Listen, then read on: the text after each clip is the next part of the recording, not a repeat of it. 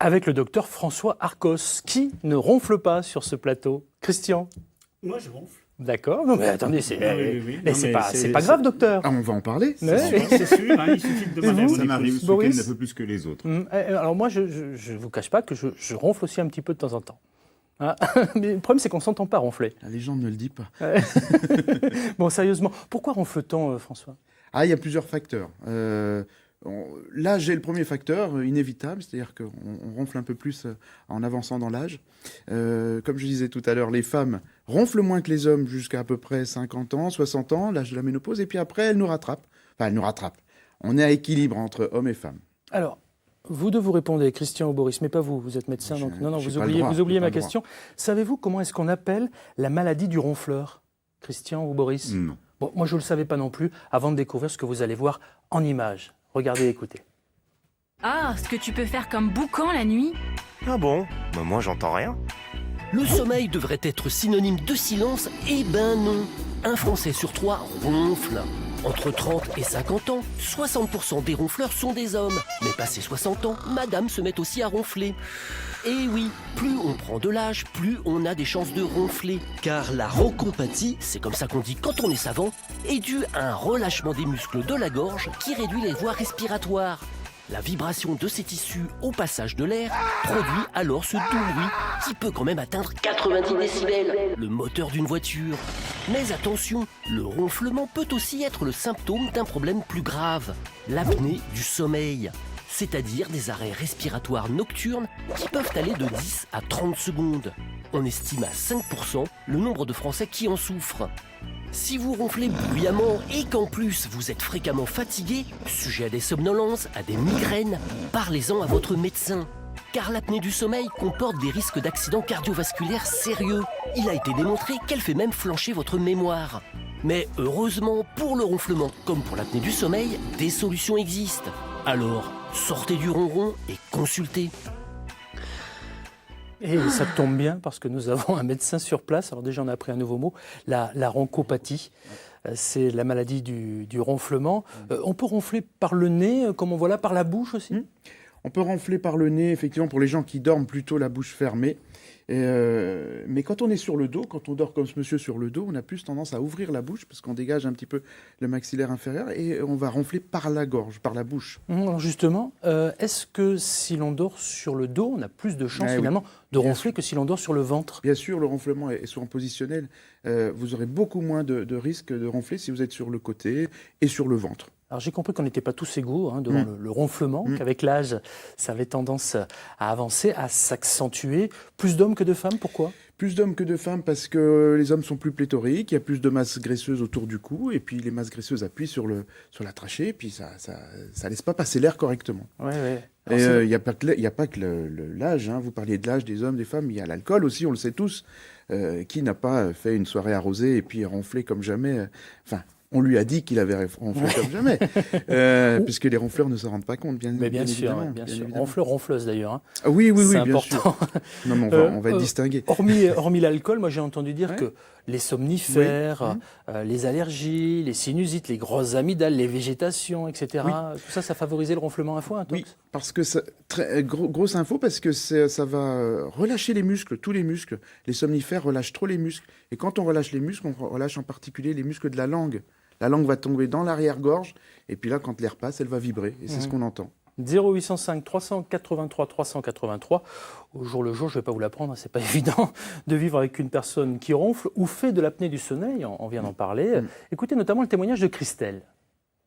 Alors vivre au quotidien, surtout la nuit, avec quelqu'un qui fait des apnées du sommeil, c'est extrêmement compliqué pour la conjointe. Il s'avère que mon mari fait des apnées à 93 décibels.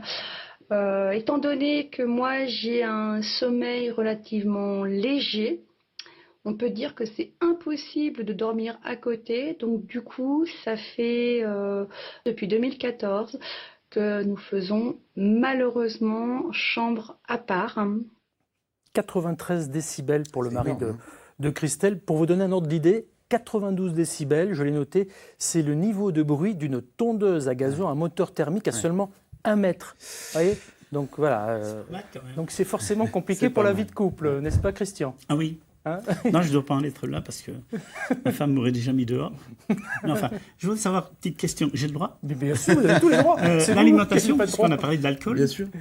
Hein? L'alimentation, les Repas. gens qui sont plus pléthoriques, qui ont une obésité, sont plus fragiles et puis comme ils ont une masse graisseuse et musculaire plus importante, ils vont avoir tendance à ronfler, bien sûr. Donc, alléger les repas le soir. c'est Alors, ça le repas léger le soir, c'est primordial. Ouais. Eh Et ben, plus tôt, si possible. bah, tant qu'à Il ne faire. faut pas se coucher tout de suite après manger, mais pour d'autres problèmes également. Bien.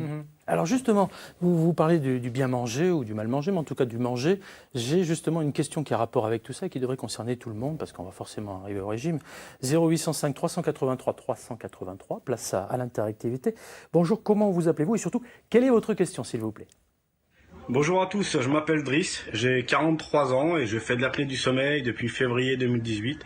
Après un examen de la médecine du travail, où ils m'ont trouvé de la tension, donc je suis parti chez le cardiologue faire des examens et le pneumologue.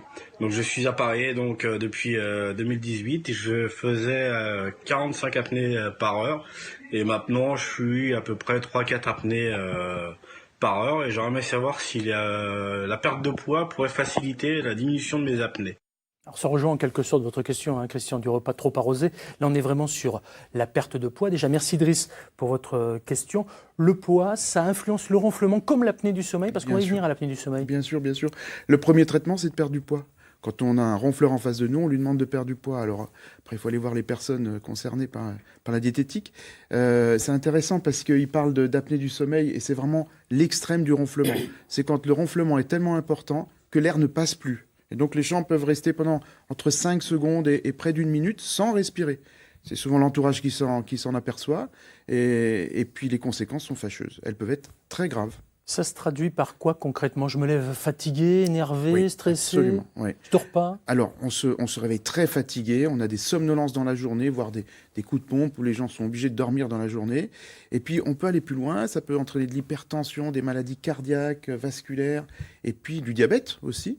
Alors, on suppose que l'Alzheimer peut avoir aussi, mais ce n'est pas complètement prouvé. Il y a un facteur héréditaire à tout ça? Et pour le ronflement, oui. Malheureusement, il y a un facteur héréditaire. Donc si papa ronfle ou maman ronfle, on a des chances de Si ronfler? les deux ronflent, on a plus de risques de ronfler, oui. Ouais. Souvent, Malheureusement. vous avez des gens qui, j'imagine, viennent vous consulter parce qu'on en arrive parfois à ces problèmes de couple. Vous n'êtes pas un médecin sexothérapeute ou sexologue, on est bien d'accord.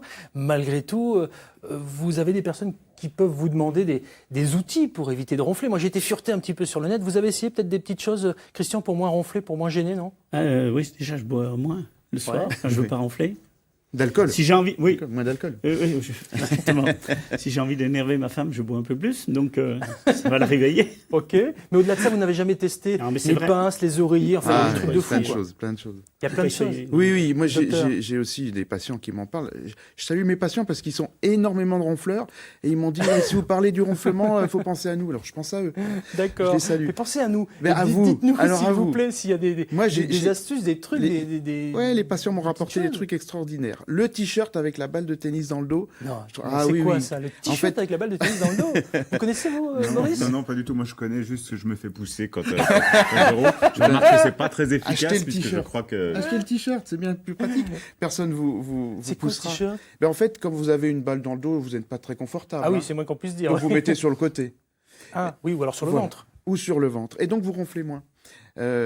C'est plus efficace que le ok. sifflement qui ne marche absolument pas. Hein. Siffler pour réveiller les gens, ça Ah dure bon quelques secondes. Ok. Il n'y a rien d'autre Il y a plein de choses. bien Hein. Il y a des pinces dans le nez. Alors les pinces dans le nez, C'est quoi, ça ça peut marcher. C'est-à-dire que c'est des écarteurs. C'est des pas les petits- pinces à linge qu'on met dans le nez, on est d'accord. Hein. Au contraire, ça ne pince pas. Ça Il écarte faut écarter les naseaux, c'est les ça? naseaux. Comme ça, en fait? Ouais, c'est pas très joli, ouais, mais c'est ça. C'est exactement ça. Ah ouais. Ça Donc, alors ça permet de laisser un peu passer l'air pour ceux qui respirent par le nez. D'accord. Qu'est-ce qu'on a d'autre? Il y a plein de choses. Ah, par contre, il y a quelque chose qui marche bien pour les gens qui ont un problème de mâchoire, c'est les orthèses d'avancée mandibulaire. C'est quoi, En ça gros, c'est une espèce de prothèse qui se met dans la bouche, qui fait avancer la mâchoire, et donc l'air passe beaucoup mieux quand vous dormez. Vous savez que Christian, il capte, il boit vos paroles. Boris, c'est pareil, il en a marre de se faire prescrirai fouetter dans le Gilles, nez. je réfléchis quand même. une prothèse. On est tous pareils. C'est remboursé par la sécurité sociale, tout ça?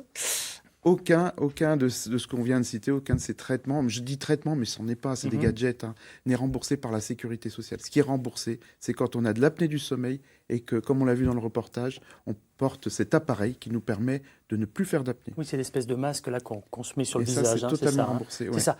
Plus sérieusement, est-ce que la chirurgie peut nous aider, par exemple, à régler ce problème? Oui, la Alors, chirurgie... apnée du sommeil comme ronflement. Hein. Alors, elle n'est pas efficace à 100%, comme toujours en médecine, mais on est efficace à 80% à peu près. C'est une chirurgie assez délabrante, hein, parce qu'on va enlever la luette, vous savez, le petit truc clapet dont vous nous parlez le tout petit à l'heure, truc c'est ça. qui bouge au fond de la... la gorge. On enlève ça et puis le voile du palais. Alors, ça laisse plus d'espace pour laisser passer l'air. On ne le fait que dans certains cas très particuliers.